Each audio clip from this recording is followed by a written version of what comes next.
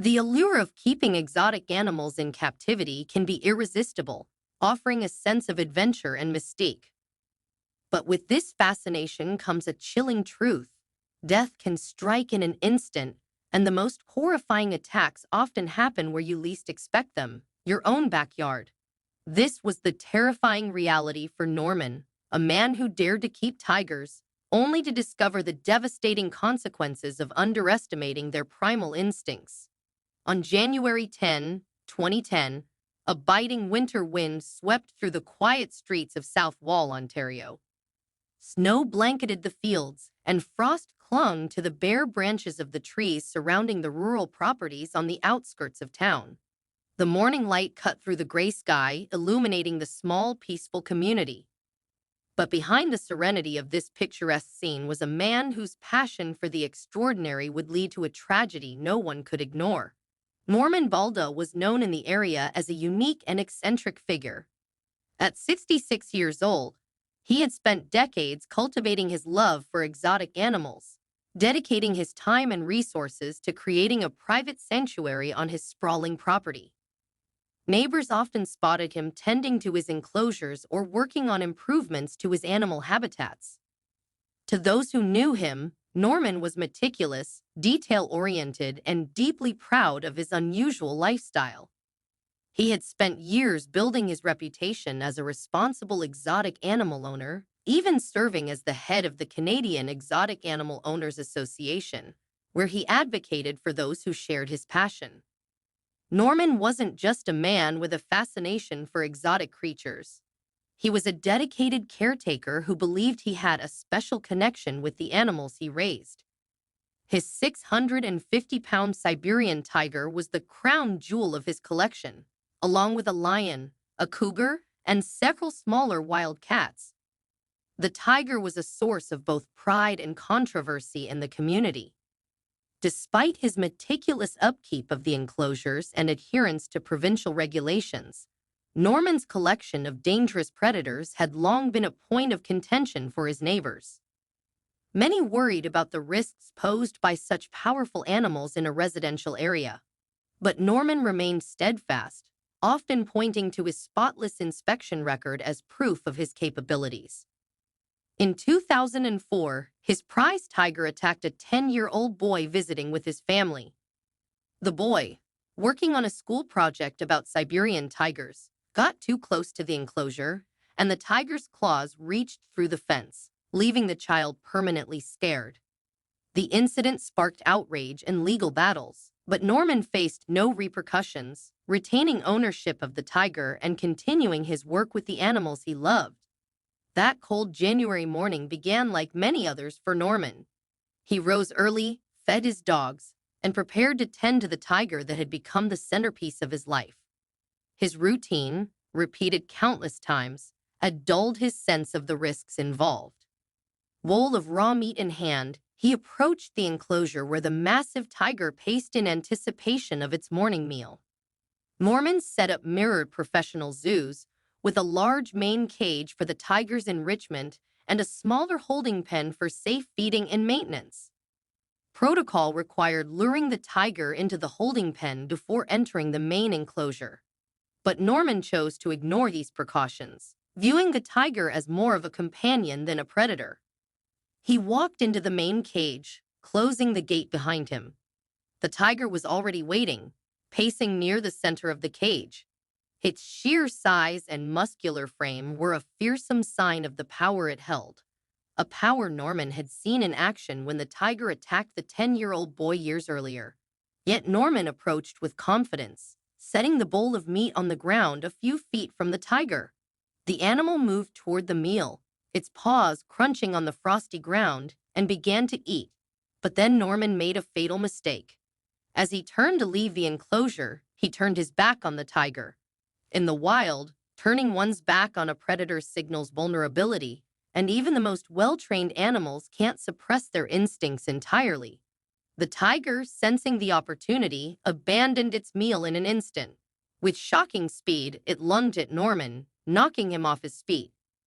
The sheer force of the tiger's body sent him sprawling to the ground, and before he could react, its powerful jaws clamped down on his neck.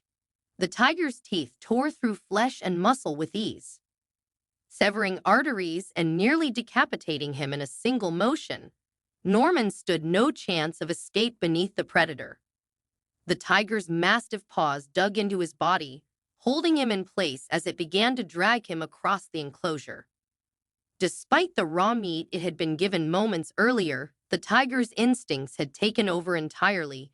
Norman was no longer its caretaker. He was prey. For the next 2 hours, the tiger fed on Norman's body. It tore into his torso, consuming everything from his chest to his feet. The bowl of raw meat sat untouched in the corner, forgotten in the frenzy of the kill. When Norman's cousin arrived later that morning for an unannounced visit, she was met with a scene of unimaginable horror. The tiger, its snout and paws smeared with blood, stood over what little remained of Norman's body. The sight sent her into a state of shock so severe that she required hospitalization and sedation for days afterward. When authorities arrived, they found the tiger pacing in its enclosure, its massive frame smeared with blood from what remained of Norman's body. Calm but imposing, the animal was secured with the help of wildlife professionals, who sedated it before removing it from the property. The tiger was eventually sold to a private collector at an undisclosed location, fueling ongoing debates about the ethics of keeping such dangerous predators after fatal incidents. Investigators concluded that Norman had bypassed essential safety protocols, opting to feed the tiger directly rather than confining it to the holding pen. His overconfidence in his connection with the animal proved fatal as the predator's instincts took over. Though his enclosures met legal standards, his handling practices exposed the dangers of keeping exotic creatures in captivity. Norman's death prompted renewed calls for stricter regulations in Ontario, highlighting the risks of underestimating the true nature of such animals. His story wasn't the only one to illustrate the dangers of keeping exotic animals in captivity. These creatures, no matter how contained, are guided by their instincts and remain untamed. This is a truth Serge would come to learn the hard way. By keeping a bear named Grumbler on his property, he discovered in the most devastating way that the wild will always remain wild. On a frigid December morning in 2018, the snow-covered landscape of Ozers, Russia, lay in deep silence. The forest surrounding the small, remote town was blanketed in white, its towering pines standing motionless against the icy wind. It was the kind of morning that felt timeless, where nature reigned supreme. But on the outskirts of town, this peaceful scene masked the aftermath of a tragedy that would leave the community both horrified and bewildered. Serge Gregoria, 41, was a man deeply connected to the wilderness. Born and raised in the rural outskirts of Ozers, he had spent his life living off the land, hunting for food, and selling fur to make a modest living. To those who knew him, Serge was a rugged outdoorsman, perfectly suited to his isolated lifestyle. His 2 loyal dogs were his constant companions, joining him on hunting trips or lounging by the fire in his rustic home. But Serge's most unusual companion was a massive brown bear named Grumbler, a wild predator he had raised from a cub. Grumbler had come into Serge's life 4 years earlier after Serge shot and killed the bear's mother in self-defense. Finding 2 orphaned cubs hiding nearby, Serge built a makeshift enclosure on his property, caring for them until he could find homes. While 1 cub was adopted, Grumbler remained. Serge refused to part with the bear after learning potential adopters planned to use it as bait to train hunting dogs. Instead, he kept the animal, believing he could provide it with a better life. For years, Grumbler lived on Serge's property, initially roaming freely but later confined to a sturdy cage after an incident in which the bear injured one of Serge's dogs. Despite warnings from neighbors and family, Serge insisted that Grumbler was harmless as long as proper precautions were taken. However, by 2018, Grumbler had grown into a fully mature brown bear, weighing hundreds of pounds and driven by instincts Serge could no longer control. That December, Serge's closest neighbor, Dmitri, visited for their monthly tea. As they chatted, Mitri noticed Grumbler pacing restlessly in his cage. He remarked that the bear, like all of its kind, should have been hibernating during the harsh winter. Months instead, Grumbler seemed agitated, pulling at his chains and growling softly. Mitri warned Serge, but as always, Serge dismissed the concerns, confident in his ability to handle the animal. The following morning, Serge decided to let Grumbler out of the cage to stretch his legs. He believed the bear's agitation was due to a lack of movement and that a short walk on a leash would calm him down. Holding the heavy chain that served as the leash, Serge opened the cage and let Grumbler out into the snowy yard. The bear followed at first, but when the chain tightened, Grumbler began to resist, straining against the restraint. The animal pulled with such force that the wooden post anchoring the chain creaked ominously. As the post gave way, Serge grabbed the chain to stop the bear's escape. The sudden resistance enraged Grumbler, who instinctively turned on Serge. With one massive swipe of his paw, the bear struck Serge across the chest, shattering his sternum and sending him sprawling into the snow.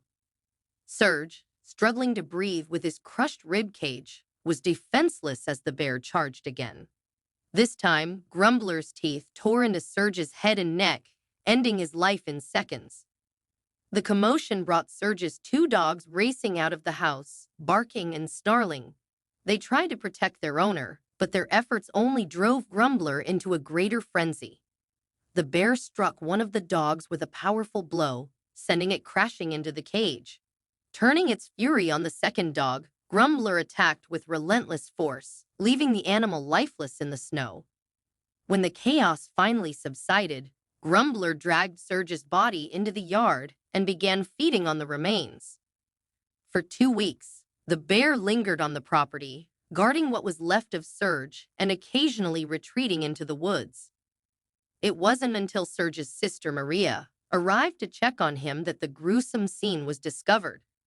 Spotting blood in the snow and Grumbler pacing near the remains, Maria fled and called the authorities.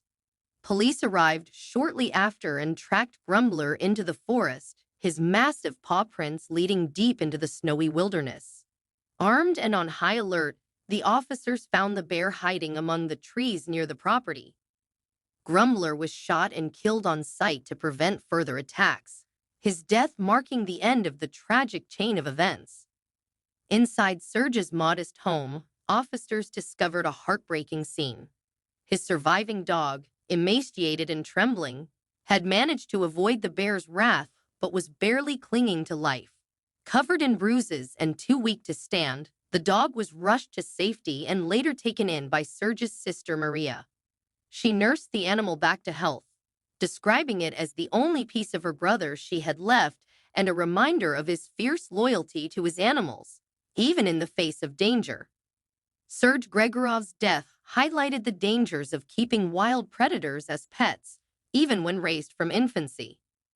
His confidence in his bond with Grumbler blinded him to the animal's instincts, which, as the tragic incident proved, could never be fully suppressed. But Serge wasn't the only one who placed misguided trust in dangerous creatures. In another part of the world, Michael's story unraveled under eerily similar circumstances. With multiple lions on his property, Michael believed he was an exception to the rules of nature, ignoring repeated warnings from those who feared for his safety. Tragically, he too would learn that no bond could tame the wild, and the consequences of his choices would prove just as devastating. On a frosty March morning in 2019, the small Czech village of Zdekov stirred to life beneath a pale winter sky.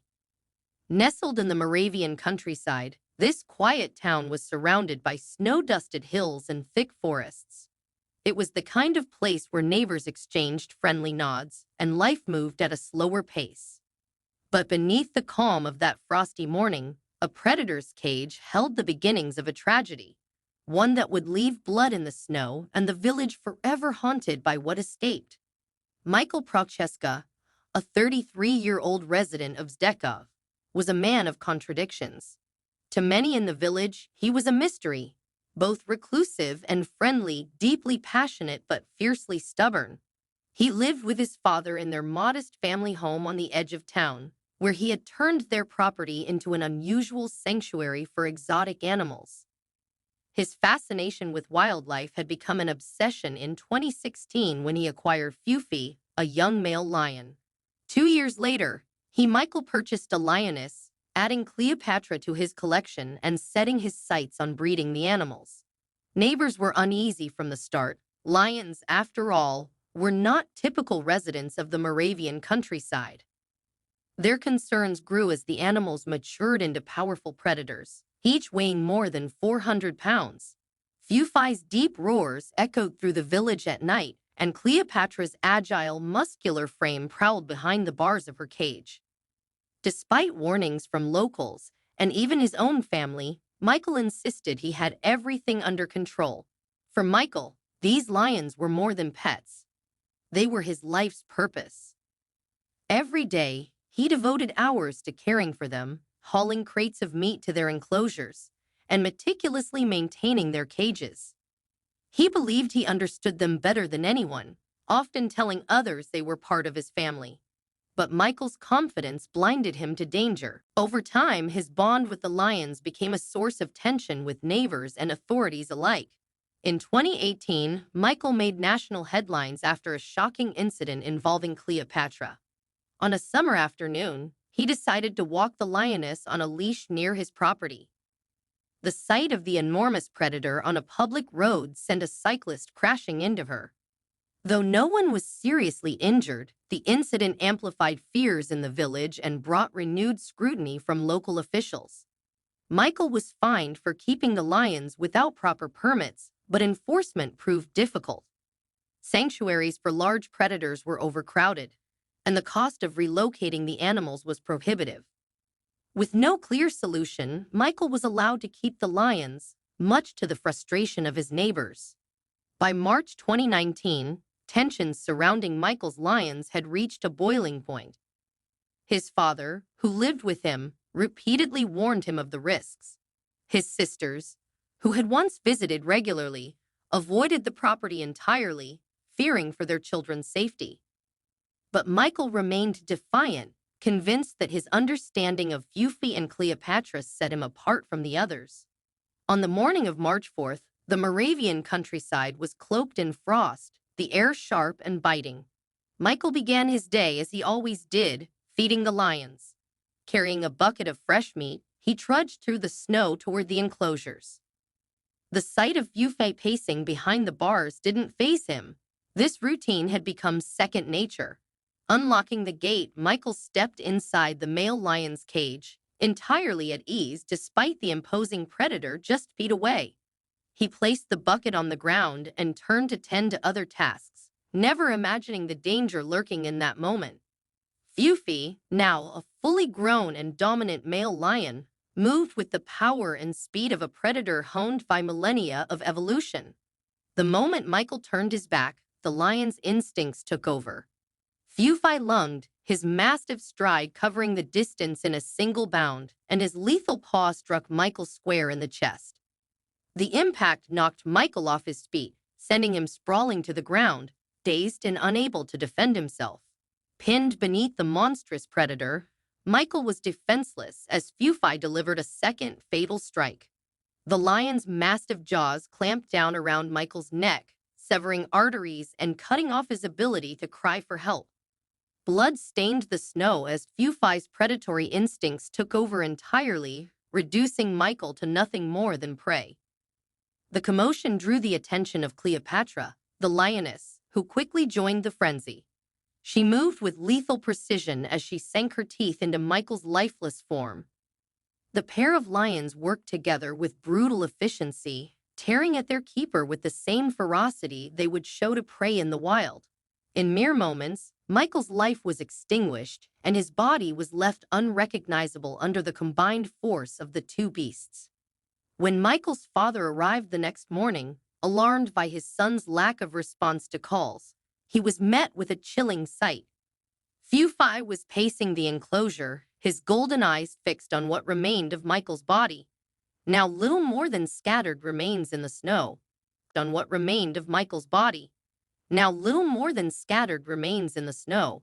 Cleopatra lay nearby, her head resting on her paws, her massive presence almost serene. At first, Michael's father thought his son was asleep. But as he approached the gate, the gruesome truth became clear. Panicked and grief-stricken, Michael's father retreated and called the authorities.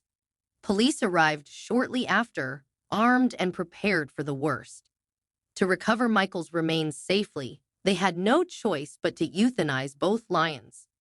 Fly, still aggressive, charged at the responders and was shot on sight. Cleopatra, though calmer, was also euthanized shortly after.